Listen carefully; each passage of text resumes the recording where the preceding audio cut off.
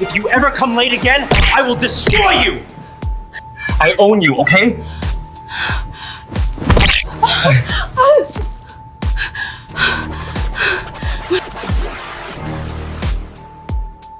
The key turned at 8:47 p.m. Brenda pushed the door open and the first thing she saw was the shoes. Men's shoes by the entrance. Size 11. Black Nike. She knew those shoes because she had been the one to suggest them 3 months ago when Jaden couldn't decide between two pairs at the store, and she had pointed and said, "Those ones," and he had brought them without hesitation. She set her bag down slowly. Laughter drifted from the bedroom. Soft, familiar. Her chest did something strange. She walked down the hallway. The bedroom door was half open. She pushed it with 2 fingers. Jaden was sitting on her bed. Her white sheets, her pillows, the lamp she had spent 40 minutes choosing at the home day market because she wanted exactly the right warm light. He was shirtless and comfortable, and Maya was right beside him, her legs folded underneath her, her shoulder pressed into his, wearing Brenda's perfume. Brenda could smell it from the doorway. She had bought that perfume in Myeongdong on her birthday. Maya looked up first. She didn't jump, didn't pull away. She looked up and smiled like how someone smiles when they've been waiting for a moment and it has finally arrived exactly as planned. "You're home early," Maya said. Brenda looked at Jaden. Jaden looked at the floor. His jaw moved like he was rehearsing something, but nothing came out. "He was going to tell you himself," Maya said, her voice completely level, one hand resting on Jaden's knee. "He's been wanting to end things for a while. We just happened." "Jaden," Brenda said his name quietly, "look at me." He looked up. His eyes said everything. The guilt, the relief, the cowardice. "Brenda, get out of my apartment. Right now. Let me explain. Both of you, right now." Maya unfolded her legs slowly, stood, smoothed her dress. She walked past Brenda through the doorway and paused just close enough that Brenda could feel her warmth. "Don't cry over him," Maya said. "He wasn't worth it. Couldn't even get me to climax." She walked out. Jaden grabbed his shirt from the chair and followed without looking back. The front door opened and closed, and then there was only silence and the hum of the city through the window, and Brenda standing in her own bedroom, feeling like a stranger in it. She sat on the edge of the bed, put her face in her hands, and she cried, because this was not the first time. It was the 5th. Uthman had been first, 8 months together, a man who brought her tteokbokki at midnight when she was working late and called her on his lunch break just to hear her voice.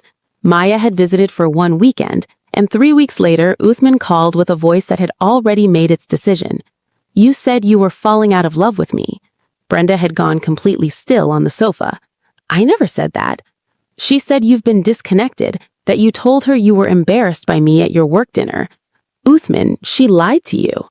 A long silence. Welcome to Afro-K House of Stories, where the drama is real and the tea is always better. If this is your first time here, you belong here. Subscribe, turn on your notifications, like this video, and share with someone who needs a good story today. A long silence. He said, "We've been spending a lot of time together." She said you wouldn't mind. Brenda hung up. She sat in her apartment in Mapugu and stared at the wall for so long the sun moved and the room changed light around her and she still hadn't moved.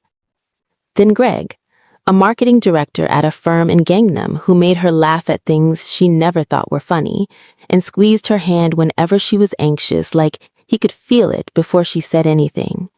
Maya came again and somehow Greg was gone in 2 weeks. He came to return her things in a paper bag standing at the door. "She said you told her I was embarrassing, that you kept dating me out of loneliness and I could tell from how you barely let me touch you." She lied. He shrugged with his whole body and put the bag down and left. Brenda sat in the hallway and stared at the ceiling until her lower back ached. Then Daniel, a photographer who made her feel seen in a way she hadn't expected. Maya ended that one faster, barely a month, a method Brenda never fully uncovered because Daniel just stopped calling and blocked her number, and she saw him and Maya together at a cafe in Itaewon 3 weeks later through the glass and kept walking.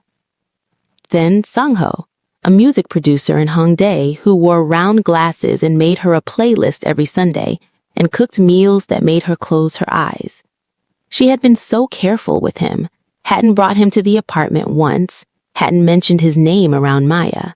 But Maya had shown up to her office unannounced with lunch, and Sang-ho had been in the lobby waiting to surprise her, and that was enough. 4 days later, the text came. I think Maya has feelings for me, and I think I've been feeling something too. I'm so sorry, Brenda. This wasn't planned. She read it standing in her kitchen, put the phone face down on the counter, boiled water for tea, poured the tea, drank it at the window watching the street below, the ordinary movement of people who did not have this particular problem, and then she called her best friend, Jisoo. She did it again.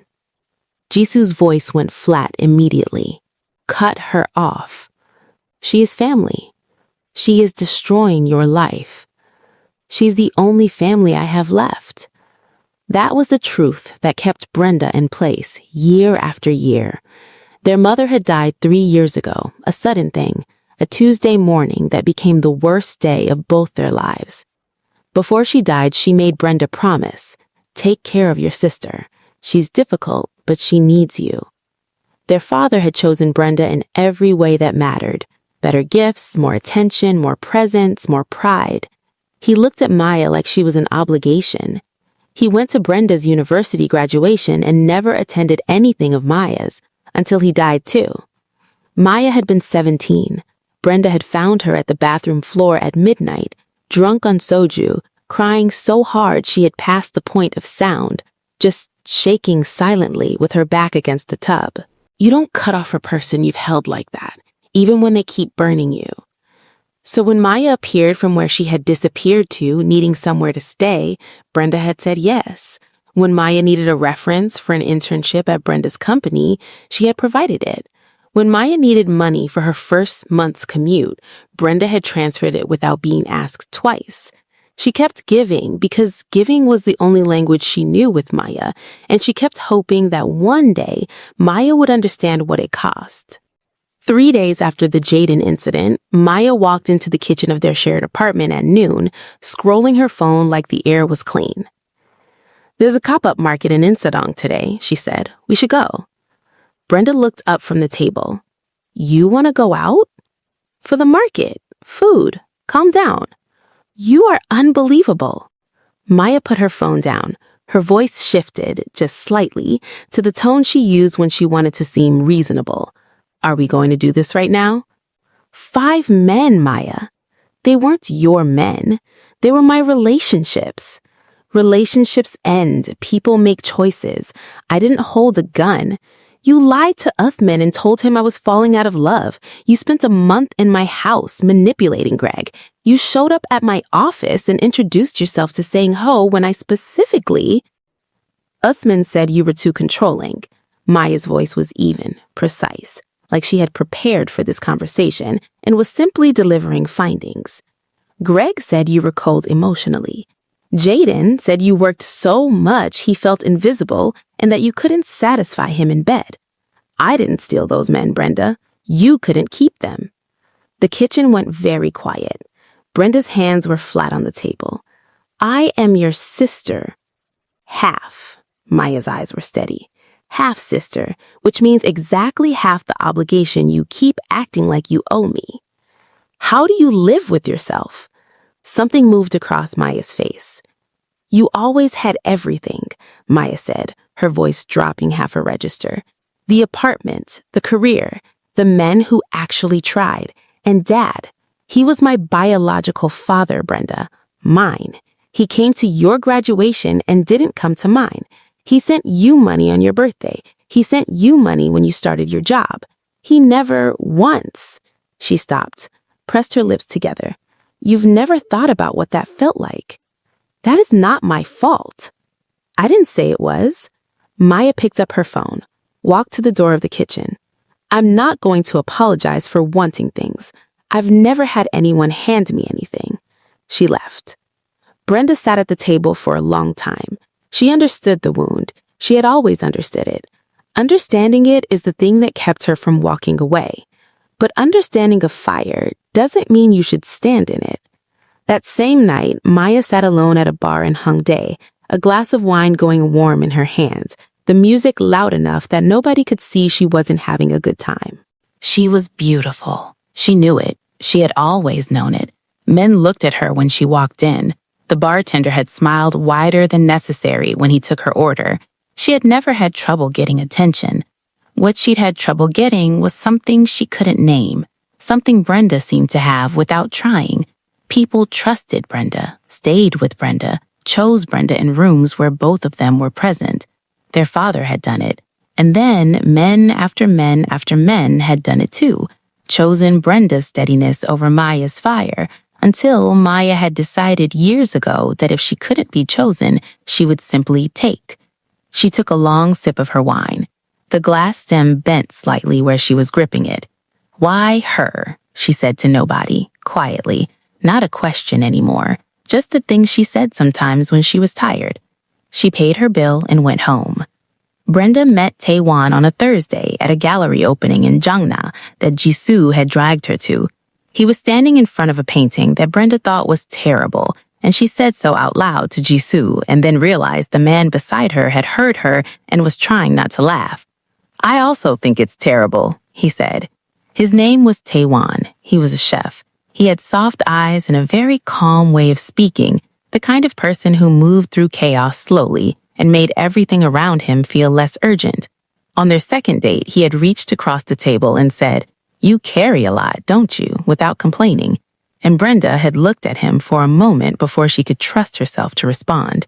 She did not tell Maya about him, did not mention his name, did not bring him to the apartment.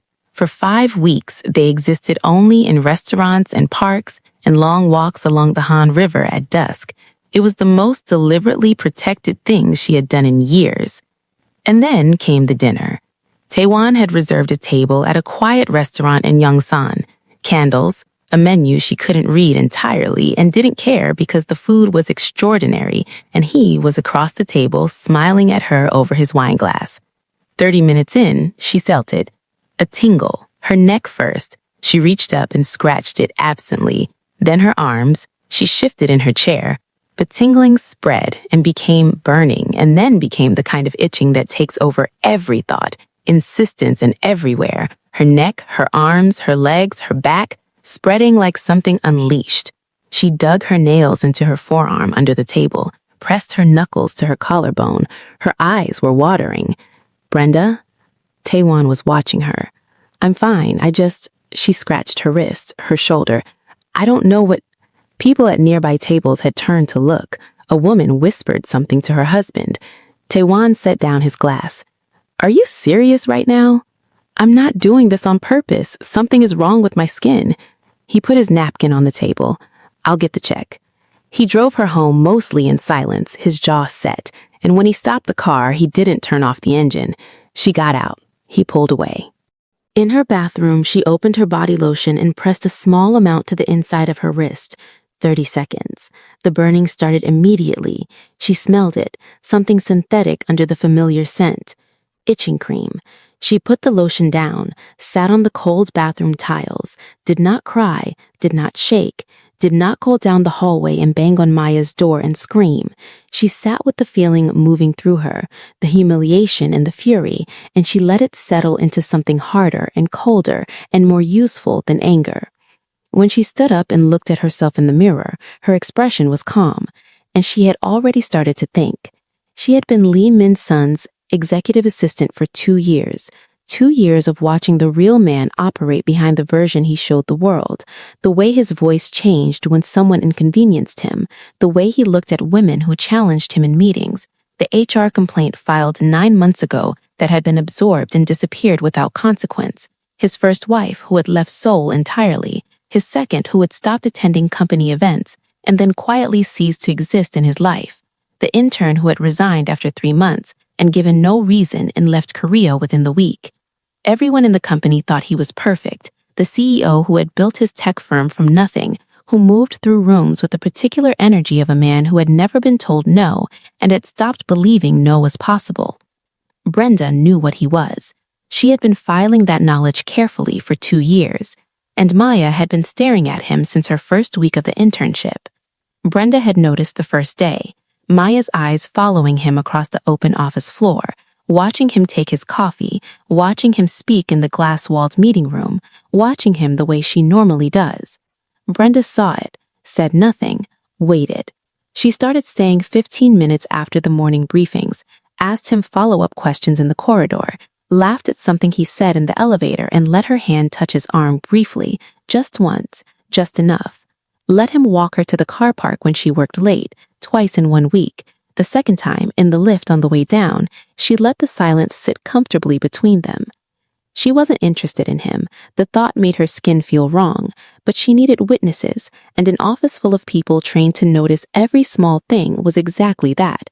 By the end of the second week, 3 colleagues had come to her separately. "Are you and Min's son? You two seem close lately.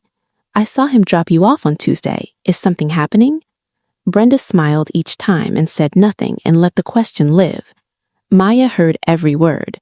Brenda watched her face in the break room when Hyrie from accounts leaned in to whisper something, saw Maya's eyes go sharp, saw her set her jaw the way she did when she had decided on something.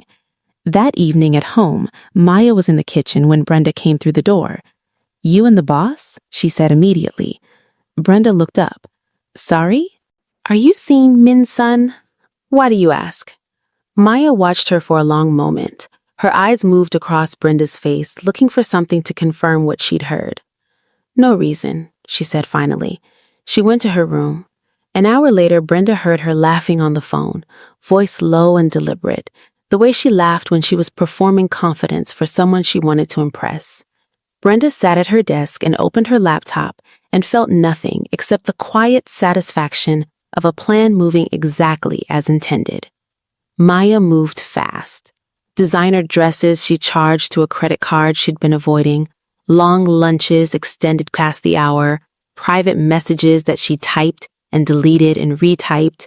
She had a way of manufacturing intensity, of making a man feel like she had seen something in him that others had missed, and Lee Min's son responded to it the way Brenda had known he would, with the focused, consuming interest of a man who liked to acquire things. Coming back from a client meeting on a Friday afternoon, Brenda was almost at her office when she heard Maya's laugh from inside, high and intimate, the laugh she used when she wanted to seem comfortable with someone before she actually was. Brenda stopped in the hallway, listened for 3 seconds, turned and walked to the elevator, wrote it down, crossed the lobby, and got to her car and sat inside and laughed until her stomach hurt, leaning over the steering wheel, one hand pressed to her mouth to keep the sound in. "Oh, Maya, you have absolutely no idea. You will learn." 2 weeks later, Maya came home moving differently. There was an electricity in her, a barely contained excitement she was trying to present as casual. "I have something to tell you," she said. Brenda looked up from the sofa. "Me and Min's son, we're official." Maya watched her face with surgical focus. "I know this is strange given that he's your boss, but honestly, it happens naturally. I wasn't even—" "Congratulations," Brenda said. She paused, recalibrated. "That's it? What else would you like me to say?" "I expected, I'm happy for you. I hope it goes well." Maya stared at her for a long moment. Then she smiled slowly and went to her room. An hour later, she came out with a suitcase. "I'm moving in with him. I know it's quick, but—" "Okay. You're serious and—" She stopped. "Okay. You're an adult." Maya picked up her bag, moved toward the door. She wanted a reaction, wanted tears, wanted accusations, wanted the victory of watching Brenda lose composure. Brenda gave her nothing. At the door, she turned back. "This is probably the last man I'll ever take from you." She said it lightly. Her eyes were not light. "I genuinely like this one." Brenda turned a page of her book. "Text me when you're settled." She left. Brenda put the book down, stared at the ceiling. Oh, if only you knew. The first weeks with Lee Min's son were intoxicating. They smashed and kissed, and he showed up everywhere she was with the focused presence of a man who decided she was important. He bought her things without occasion, remembered details she mentioned once, looked at her in public like she was the only person in the room. Maya had never had this much from anyone. She leaned into it without asking why a man she barely knew was giving it. By the 4th week, the calls became demands. Where are you? Why didn't you answer? Who is that voice in the background? I told you I don't like that dress. She came home from dinner with a friend at midnight and he was in the apartment sitting in the dark. She stumbled back when she saw him. He didn't move, just watched her from the chair. I called you 9 times, he said. My phone was on silent. We were at dinner. 9 times, Maya. Min-sun, I'm allowed to have dinner with. He crossed the room and his hand closed around her wrist so hard she felt the bones shift, and he pushed her against the wall, and his face was 3 inches from hers, and it was the same face she had seen in the boardroom, the same face he wore when someone had disappointed him, and for the first time she understood that there was no other face. This was the only one. You don't go out without telling me, he said, very quietly. You don't stay out without telling me. You don't silence your phone. Do you understand me? It wasn't a question. Yes, she whispered. He let go, went to the bedroom.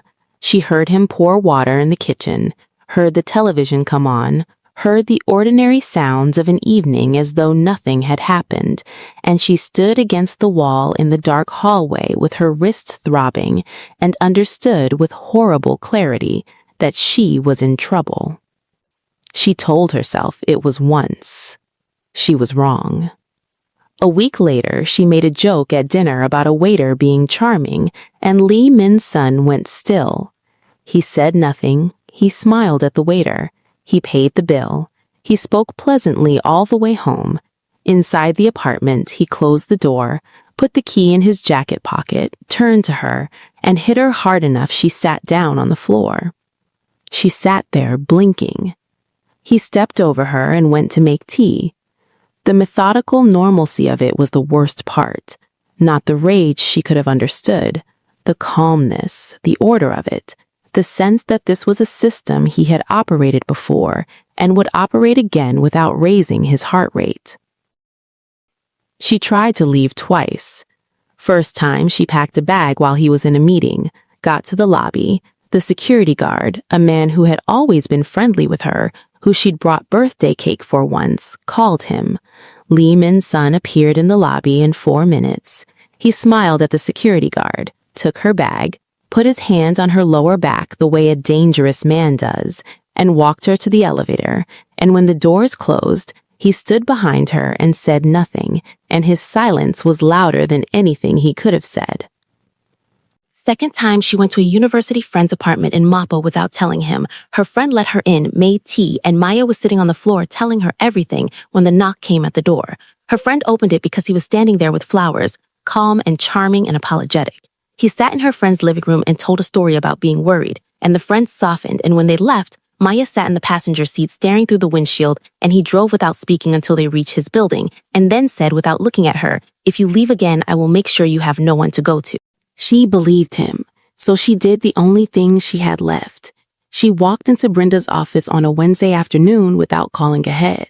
She was wearing sunglasses. Brenda was at her desk eating lunch and looked up and immediately went still.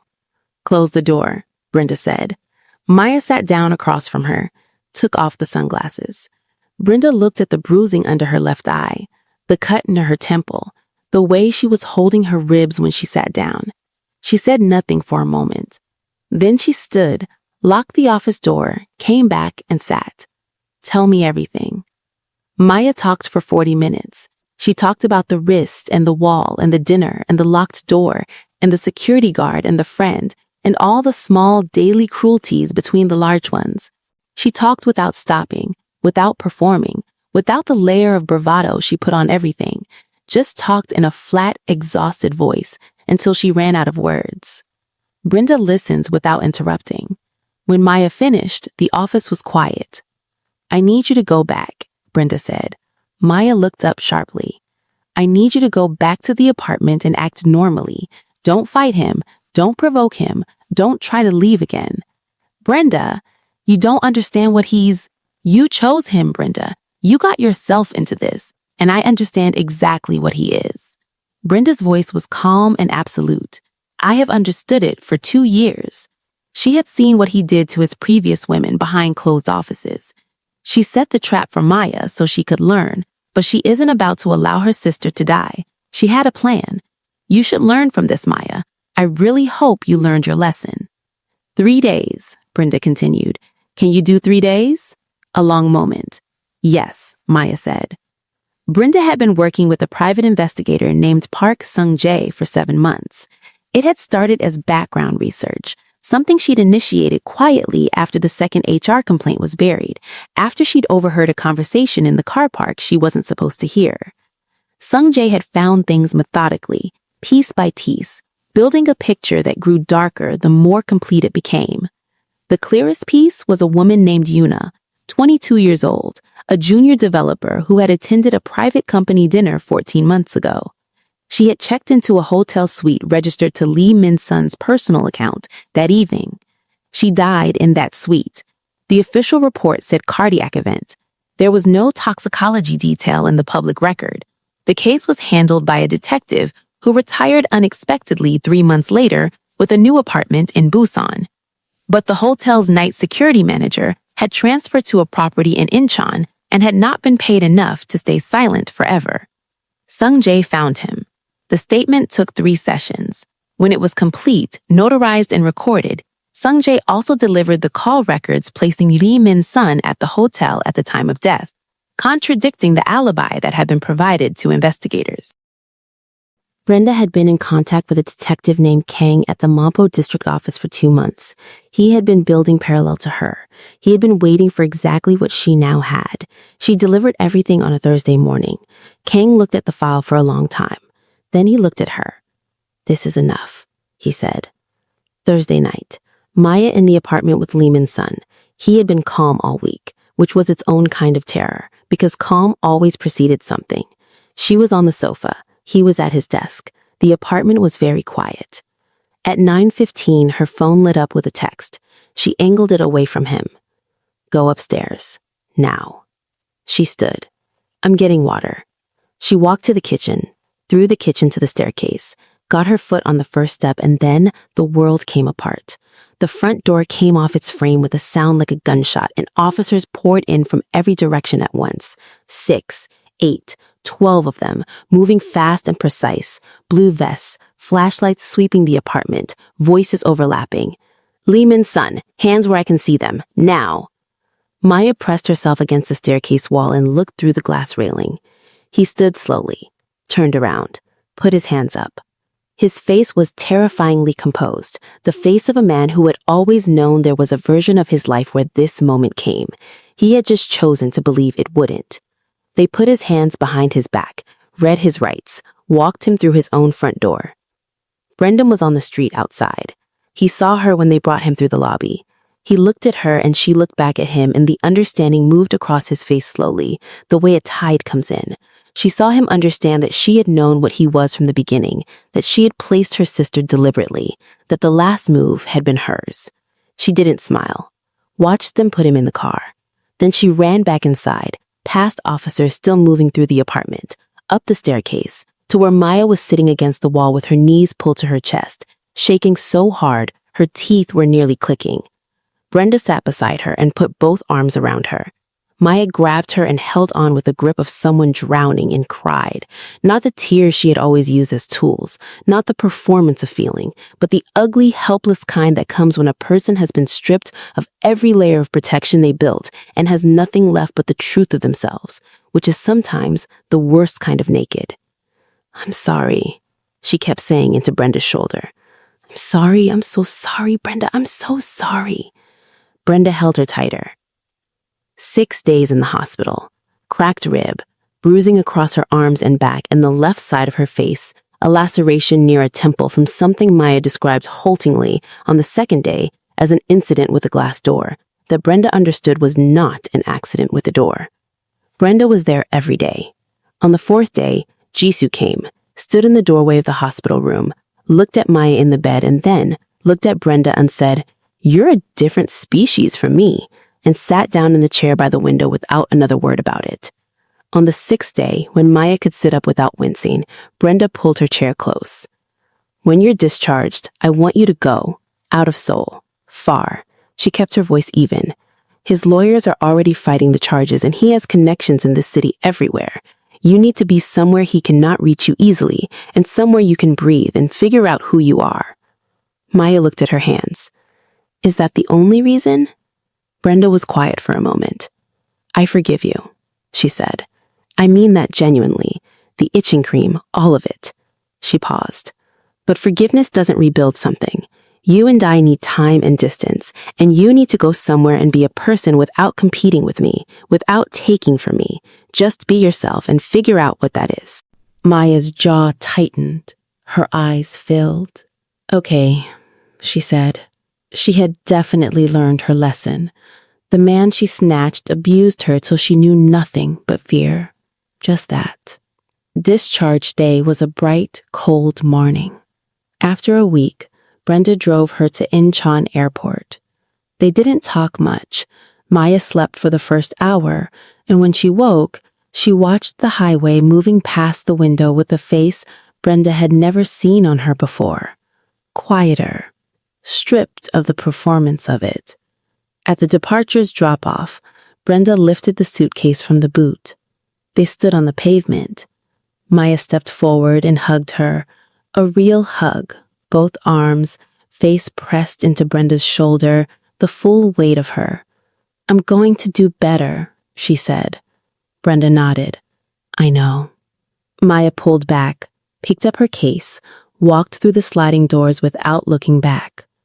Brenda watched her go, watched her disappear into the checking crowd, watched the space where she had been.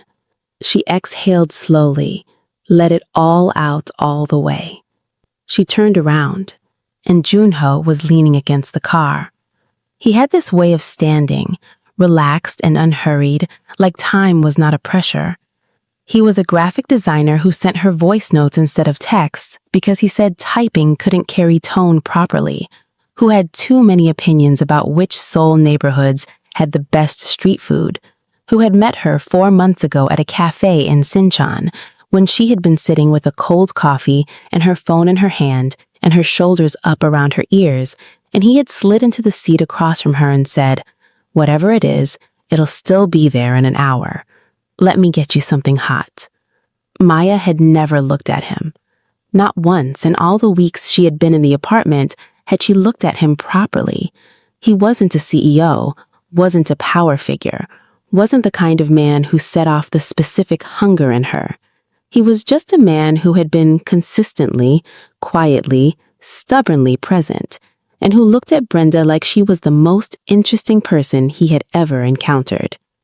He straightened up when he saw her and walked over, and she went to meet him, and when he put his arms around her, she pressed her face against his chest and stood there and just breathed. Just breathed. "She okay?" he asked. "She will be." "You okay?" She thought about it properly. The snatching, the itching cream, the years of being the one who held it together while someone she loved came back and back to take from her. And then the 2 years of quiet work, the PI, the detective, the file building, the long game she had played with more patience than she knew she had. She looked up at him. "Yeah," she said. He kissed her forehead and held on. Around them, the airport moved. Cars, trolleys, arrivals and departures, people at the edges of goodbyes and beginnings, and Brenda stood in the middle of it feeling, for the first time in longer than she could measure, like she was exactly where she was supposed to be. If you enjoyed this story, hit that like button and subscribe for more Afro-Korean drama, betrayal, revenge, and love stories. And tell me in the comments, did Maya deserve what happened to her, or did Brenda go too far? I'll be reading every comment. Until next time.